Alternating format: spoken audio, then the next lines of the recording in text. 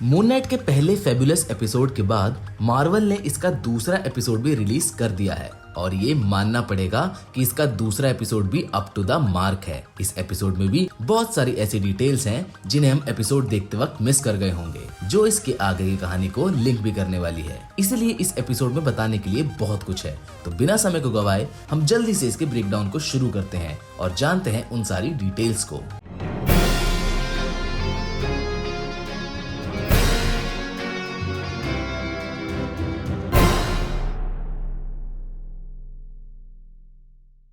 इस एपिसोड की शुरुआत होती है स्टीवन ग्रांट से, जिसकी नींद खुलती है और उसे रियलाइज होता है कि पिछली रात उसके साथ जो कुछ भी हुआ वो एक नाइटमेयर था। लेकिन उसका ये भ्रम बहुत जल्द टूट जाता है जब वो म्यूजियम जाता है, जहाँ उसे पता चलता है कि ये सब नाइटमेयर नहीं बल्कि सच है। स्टीवन वहाँ के गार्ड से बात करता है, जहाँ वो दोनों बातों में एरिया 51 और MI6 का जिक्र करते हैं। यहाँ मैं आपको बता दूं कि अगर हम मार्वल कॉमिक्स रेफरेंस की बात करें तो एरिया 51 एक ऐसी जगह है जो कि टोनी स्टार्क ओन करता है, जबकि MI6 के बारे में तो हम जानते ही हैं कि वो ब्रिटेन की एक सीक्रेट सर्विस है। अब इसके बाद अगर हम इस एपिसोड के डायरेक्शन और कैमरा एंगल्स की बात करें तो इस एपिसोड में अलग लेवल का काम किया गया है, जिसमें वो इन्वर्टेड कैमरा एंगल्स तो मेरे फेवरेट हैं। हाँ, वैसे इस एपिसोड में हमें एक चीज और बहुत अच्छे से देखने को मिली है और वो है स्टीवन ग्रांट की पर्सनालिटी।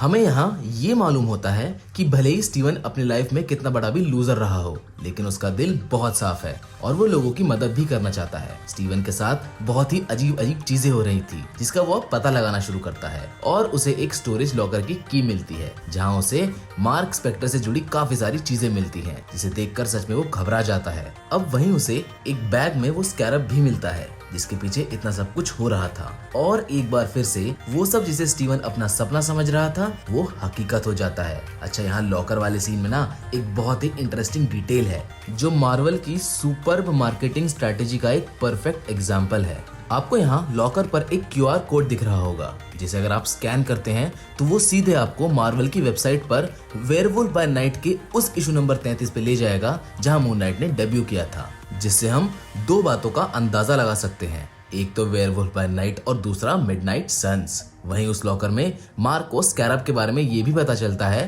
कि ये स्कैरब एक तरह का कंपास है जो कि एमेट के टॉम को ढूंढने के लिए इस्तेमाल किया जाता है और आर्थर हैरो इसीलिए इस स्कैरब के पीछे पड़ा हुआ है, क्योंकि उसे एमेट का टूम ढूंढना है। यही लॉकर वाले सीन में हम एक बार फिर से मार्क और स्टीवन को बात करते हुए सुनते हैं, जहाँ फिर से एक बार मार्क स्टीवन से बॉडी का कंट्रोल मांगता है और स्टीवन उसे मना कर देता है। वो वहाँ से भागता है, जहाँ उसके पीछे खॉन्जू लग जाता है। और यहाँ एक और बहुत ही अच्छी डिटेल हमारे सामने आती है। जब स्टीवन खॉन्जू से बच के भाग रहा होता है तो उसकी शैडो क्रेसेंट मून बनाती है, जो हमें एपिसोड में काफी जगह देखने को भी मिलता है, जो मून नाइट के सिंबल हाफ मून को इंडिकेट करती है। मतलब हर छोटी से छोटी डिटेल का मार्वल स्टूडियोज ने बहुत अच्छे से ख्याल रखा है। अब इसके बाद स्टीवन भागता भागता लैला से टकरा जाता है, जहाँ उसे बातों ही बातों में ये पता चलता है कि लैला उसकी बीवी है। यही हमें एक और बात देखने को मिलती है कि स्टीवन और मार्क की इजिप्शियन माइथोलॉजी की नॉलेज दरअसल में लैला की वजह से है, क्योंकि लैला को इजिप्शियन आर्टिफैक्ट्स और माइथोलॉजी का शौक है। वैसे अगर कॉमिक्स बुक की बात करें तो कॉमिक में मार्क की वाइफ का नाम मर्लिन होता है, जिसका ये मतलब है कि लैला शायद यहाँ मर्लिन का रोल प्ले कर सकती है। अब इसके बाद हम स्टीवन और लैला को स्टीवन के घर पर देखते हैं, जहां हमें एक बहुत ही इम्पोर्टेंट ईस्टर एग देखने को मिलता है। अब अगर हम थोड़ा ध्यान से देखें तो एक सीन में लैला के पीछे 3 किताबें रखी दिख रही हैं, जिनमें से एक किताब का नाम the man in the ice है, जिसमें एक ऐसे इंसान की कहानी के बारे में बताया गया है जो 5000 साल बाद बर्फ में दबने के बाद मॉडर्न टाइम में निकाला जाता है। और यहाँ मुझे पता नहीं क्यों मार्वल कैप्टन अमेरिका को लेके इतने सारे रेफरेंसेस और ईस्टर एग्स दे रहा है, क्योंकि अभी हाल ही में हमें एक captain America poster Ant Man Quantumania से भी देखने को मिला था। खैर फिलहाल अगर मून नाइट की आगे की कहानी की बात करें तो स्टीवन और लैला की कन्वर्सेशन से ये तो क्लियर हो ही गया है कि मार्क अपने लाइफ में रिसरेक्ट हो चुका है। अब आगे हम देखते हैं कि स्टीवन के घर 2 पुलिस वाले आते हैं, जो दरअसल में आर्थर हैरो के टट्टू होते हैं। वो उसे पकड़ के आर्थर के पास ले जाते हैं, जहां में एक बार फिर से बहुत ही अमेजिंग कैमरा एंगल्स देखने को मिलते हैं, जिसमें क्लोजअप शॉट्स को बहुत ही इंप्रेसिव तरीके से यूज किया गया है, जिसकी झलक हमें लैला और स्टीवन वाले सीन में भी देखने को मिली थी। इसी कार वाले सीन में एक बहुत ही इंटरेस्टिंग कॉन्वर्सेशन भी होती है। वो दोनों स्टीवन को बताते हैं कि मार्क स्पेक्टर ने इजिप्ट में कुछ आर्कियोलॉजिस्ट को बेरहमी से मार दिया था। लेकिन अगर हम कॉमिक्स की कहानी की तरफ ध्यान दें तो उसमें भी ऐसा होता है, क्योंकि मार्क राउल बुशमैन नाम के एक गैंगस्टर का मर्सिनरी बन जाता है। लेकिन जब उसे ये रियलाइज होता है कि राउल बेकसूर लोगों को मार रहा है तो वो उसके खिलाफ खड़ा हो जाता है। और ये वही सीक्वेंस होता है जहां मार्क उससे लड़ते लड़ते बहुत बुरी तरह घायल हो जाता है। इसी सीक्वेंस के बाद उसे मून गॉड खॉन्जू रिसरेक्ट करता है।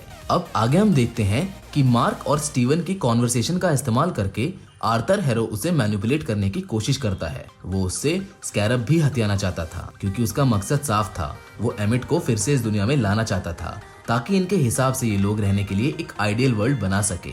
लेकिन ये जस्टिस इंसान की सोच के हिसाब से कर रहे थे, जो कि गलत है। मतलब कि अगर कोई गलत सोच भी रहा था तो ये लोग उसे मार रहे थे। आर्थर यहाँ स्टीवन को ये भी बताता है कि मार्क से पहले वो खॉन्जू का अवतार था, जो कि वो बिल्कुल झूठ बोल रहा है। अब यहाँ इन दोनों के बीच में कॉन्वर्सेशन होने लगती है जहाँ हमें ये पता चलता है कि दरअसल खॉन्जू ने मार्क को इसलिए चुना होता है क्योंकि वो ब्रोकन माइंडेड है। मतलब उसकी काफी सारी पर्सनैलिटीज है और ये सीन इस सीरीज को यहाँ बहुत ही डीप बना देती है। अब यहाँ आर्थर समझ जाता है कि स्टीवन उसकी बात से एग्री नहीं कर रहा है और यहाँ हमें डॉग कैट चेज देखने को मिलती है जिसमें आर्थर अपनी छड़ी को यूज करके एक अंडरवर्ल्ड पोर्टल खोलता है जिसमें से वही क्रिएचर बाहर आता है जिसने स्टीवन पर म्यूजियम में हमला किया था। इसी भागदौड़ में लैला और मार्क स्टीवन से उसका सूट पहनने के लिए बोलते हैं और इन्हीं सब के बीच में जब स्टीवन सूट पहनता है तो वो मून नाइट के बजाय मिस्टर नाइट बन जाता है, जो कि मून नाइट की ही एक अलग पर्सनालिटी है जो कि हमें हाल फिलहाल के कॉमिक्स इश्यूज में बहुत ही ज्यादा देखने को मिली है। लेकिन बहुत ही जल्द स्टीवन समझ जाता है कि वो मार्क के बिना इस अजीब से क्रिएचर को हरा नहीं पाएगा, इसलिए वो उसे अपनी बॉडी का कंट्रोल दे देता है और मार्क मून नाइट बन के उस क्रिएचर को एक बार फिर से मार देता है। अब एपिसोड के आखिर में हम एक बार फिर से मार्क और स्टीवन दोनों को लड़ते हुए देखते हैं, लेकिन इस बार फर्क इतना होता है कि स्टीवन आईने के अंदर होता है जबकि मार्क बाहर, और यहीं पर हम दोनों की बहस में मार्क का पागलपन भी देखते हैं। यहाँ हमें एक और बात पता चलती है कि मार्क ने खॉन्जू से सिर्फ इसी मिशन के लिए सौदा किया होता है, लेकिन खॉन्जू की एक ऐसी शर्त उसके सामने आ जाती है कि अब वो चाह कर भी खुद को मून नाइट बनने से नहीं रोक सकता है। खॉन्जू बोलता है कि अगर वो उसकी पावर्स को सरेंडर करता है तो वो अपना अगला अवतार लैला को चुन लेगा, जिसे मार्क कभी भी होने नहीं दे सकता था। इसी बीच में हम ये भी देखते हैं कि स्कैरब अब आर्थर के हाथ लग चुका है और अब मार्क और खॉन्जू वहीं जाने का डिसीजन लेते हैं जहां एमिट का टूम है, और वो जगह कोई और नहीं बल्कि इजिप्ट है।